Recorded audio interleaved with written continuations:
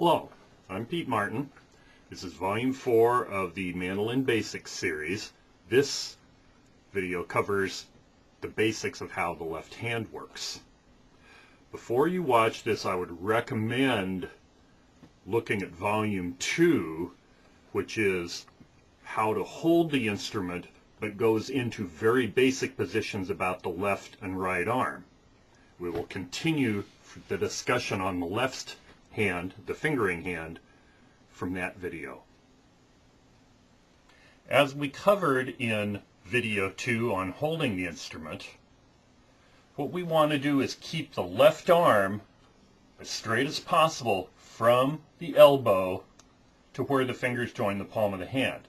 I do not want to see this where the wrist is bent back or this where the wrist is bent forward.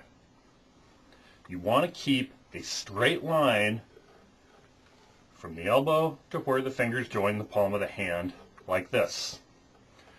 The other thing we looked at in video 2 of how to hold the instrument, we want to have the left arm hanging straight down, bend the elbow at 90 degrees, turn the palm up, and that's where the instrument neck goes.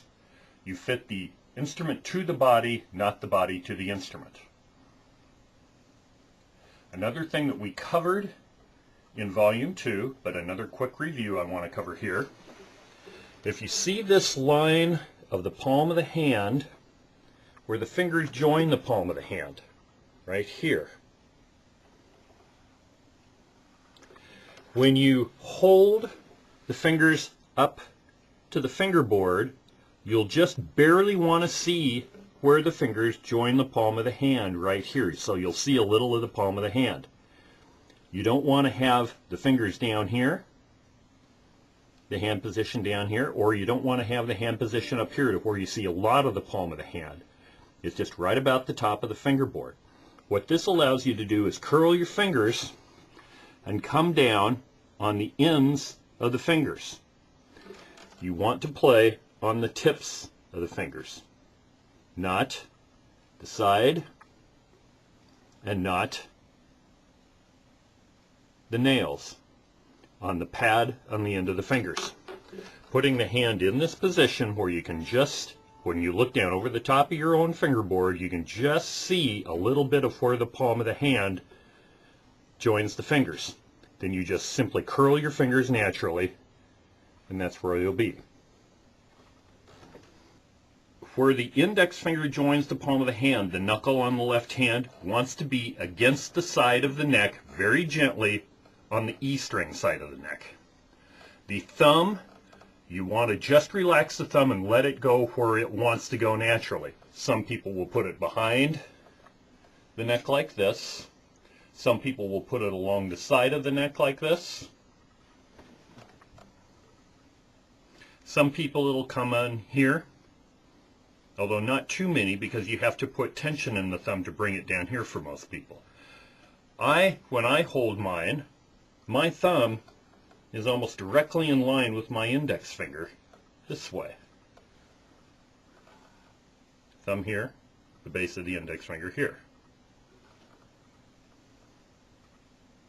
Thumb and the base of the index finger. They're pretty much in one line with each other.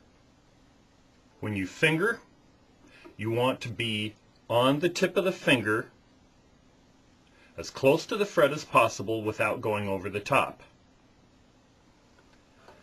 The string vibrates. When I play an open G string, it vibrates from the nut right here, this little white piece right here I'm pointing at, to the bridge, which is this dark piece of wood here. Both of the nut and the bridge have little slots that hold the string. So when I pick the string is vibrating from here to here. When I place the finger down at the fret, these iron bars on the fingerboard are called frets. When I place the finger down at the fret, what it does is it shortens the vibrating string. So now, if I place my index finger at the second fret, the string is now going to vibrate from here to here, from the second fret to the bridge. The shorter vibrating length of the string means that it vibrates faster, higher cycles per second, which means the pitch goes up. Everything about getting a clear sound out of both hands is about efficient vibration of the string. If this is the fret I want to finger right here, I'll move it closer. If I want to finger at the second fret, but I finger way far behind it, you can see a big gap between the end of my finger and the second fret. And now I play that. It's buzzy because I have not gotten the string down to the second fret efficiently. Now if I want to finger at the second fret, but I finger over the top of the fret, and now you can see this way, here is the second fret. If I actually place my finger over the top of the fret, now I'm actually interrupting the string vibrating because the fleshy part of my finger right here is now touching the vibrating part of the string, and that's what I get. So now let me show you the correct place. I want to finger as close to the second fret on the G string as I can without going over the top. So if you look sideways, you can see my finger is just barely behind that iron bar.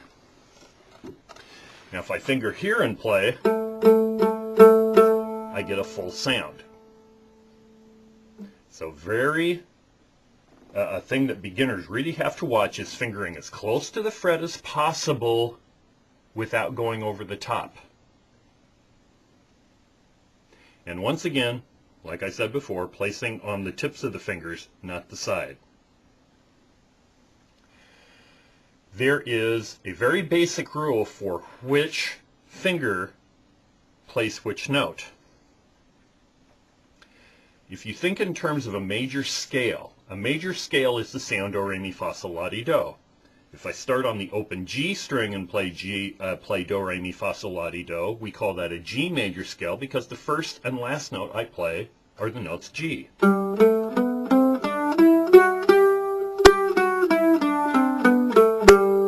That sound do, re, mi, fa, sol, la, ti, do is called a major scale. Because I'm starting and ending on G, it's called a G major scale.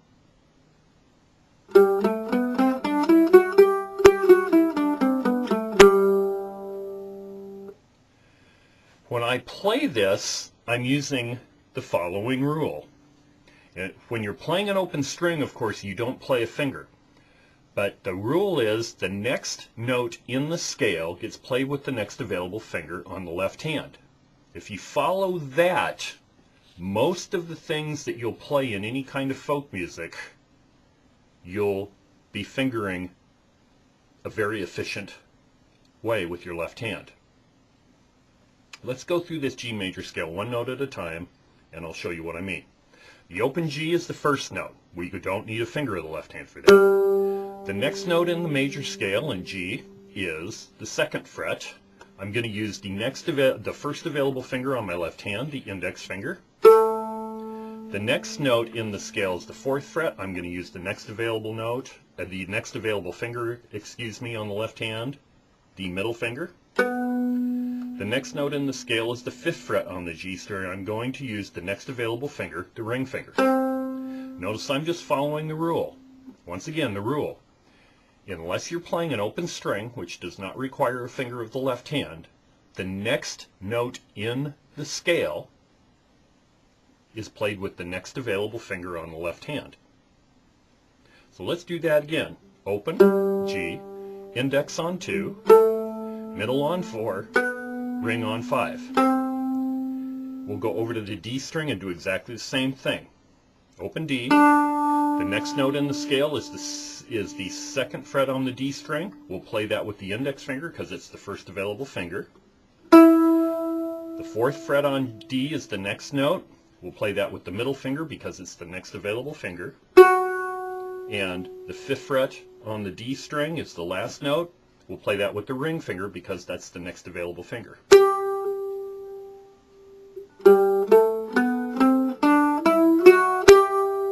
Open, index, middle, ring, open, index, middle, ring. Now let's go and play in a key where we don't have any open strings. I'm going to start with the index finger on the 4th fret of the D string, and we're going to play a G flat major scale.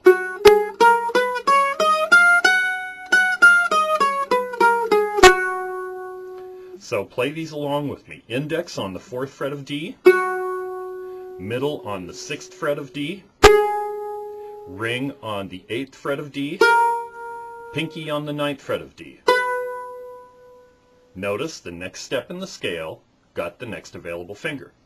The next note is the 4th fret on A, which is index, middle on 6 on A, ring on 8th of A, and pinky on 9th. So if we play this, and backwards, I'm following the rule.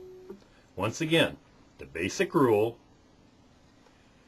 is, unless you're playing an open string, the next step in the scale is played with the next available finger on the left hand. One last thing in this basics left hand video. How we go from one string to another is twisting the wrist like this.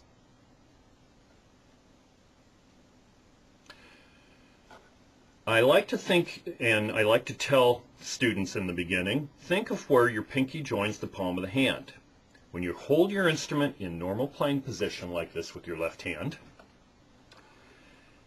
if where the pinky joins the palm of my hand right here, if I bring that close to the neck and then just curl my fingers comfortably, my fingers are fingering the G string.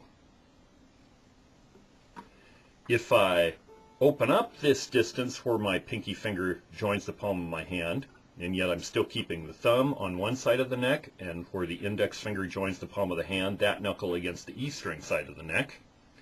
If I open up between, or I increase the distance from where my pinky joins the palm of the hand to the E string side of the neck, and curl my fingers comfortably, now I'm on the E string. So how I move the left hand and arm to be able to play the different strings is just like this.